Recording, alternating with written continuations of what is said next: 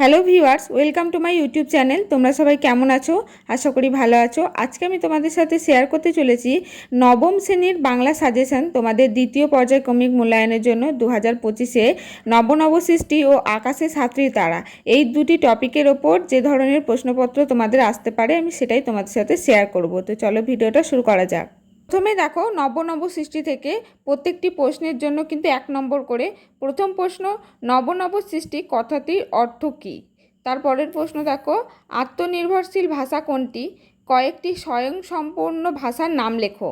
আত্মনির্ভরশীল ভাষা নয় এমন দুটি ভাষার নাম লেখো। বাংলা ভাষা কোন কোন ভাষা থেকে প্রচুর শব্দ গ্রহণ করেছে? হিন্দি ভাষার সাহিত্যিকরা কি চেষ্টা করেছেন? বিদ্যাসাগর কোন রচনায় বিদেশি শব্দ ব্যবহার করতে আলাল ও হুতম কি? বঙ্কিম কে? হিন্দি সাহিত্যের বঙ্কিমচন্দ্র কাকে বলে? শঙ্কর দর্শন কি? বসুমতী কি? পরে দেখো 3 নম্বরের প্রশ্ন এগুলো প্রত্যেকটি। প্রথম প্রশ্ন দেখো, সংস্কৃত শব্দ বাংলা ভাষায় আসার কারণ কি? চণ্ডী বলতে কি বোঝানো হয়েছে? সংস্কৃত চর্চা উঠিয়ে দিলে কি হবে বলে লেখক মনে করেছেন? ভাটিয়ালি কি?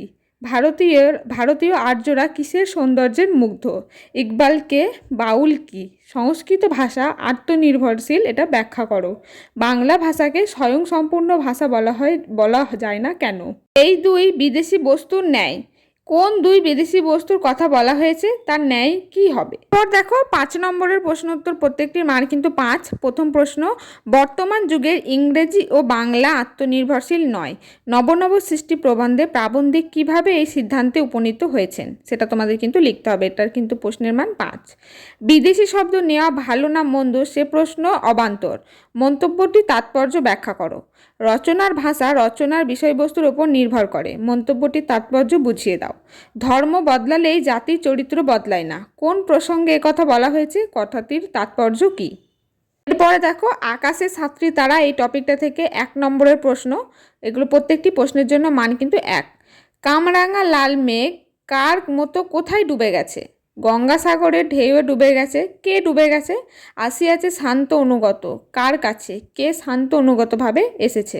বাংলার নীল সন্ধ্যা কেমনভাবে আসে কবির কাছে? বাংলার সন্ধ্যাকে কবি নীল বলেছেন কেন? কেশবতী কন্যা যেন এসেছে আকাশে। কেশবতী কন্যাকে?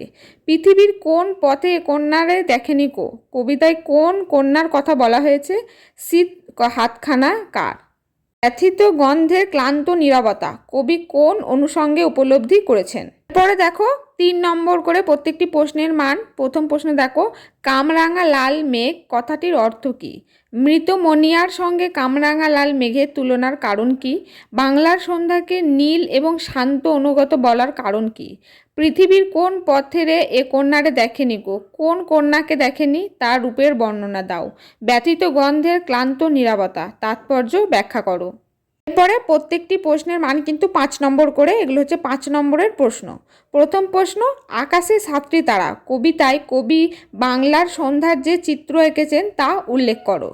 এরই মাঝে বাংলার প্রাণ কোন কোন জিনিসের মাঝে বাংলার প্রাণের অস্তিত্ব লক্ষ্য করেছেন কবি? বাংলার সন্ধ্যাকে কবি যেভাবে প্রত্যক্ষ করেছেন তা নিজের ভাষায় লেখো। আমি পাই টের, আমি কে উদ্ধৃতটির প্রসঙ্গ উল্লেখ করে কবির মনোভাব ব্যক্ত করো। হলো তোমাদের নব সৃষ্টি ও আকাশে সাতটি তারা, এই দুটি টপিকের ওপর 1 নম্বরের, 2 নম্বরের, 3 নম্বর এবং 5 নম্বরের প্রশ্ন। তো তোমরা এই প্রশ্নগুলি ভালো করে প্রিপেয়ার করো। যারা তোমরা নবম শ্রেণীতে পড়ছো, দ্বিতীয় পর্যায়ক্রমিক মূল্যায়ন পরীক্ষা তোমাদের এই প্রশ্নগুলো খুবই গুরুত্বপূর্ণ। তোমরা ভালো করে রেডি করো এইগুলোই। তো বাকি যে টপিকগুলো পড়ে রইলো আমি কিন্তু সেগুলো পরবর্তীতে দেওয়ার চেষ্টা করব। আজকের ভিডিওটি এই পর্যন্ত। যদি ভিডিও ভালো লাগে একটি লাইক করে দিও। চ্যানেলে নতুন হয়ে থাকলে সাবস্ক্রাইব করে পাশে থেকো।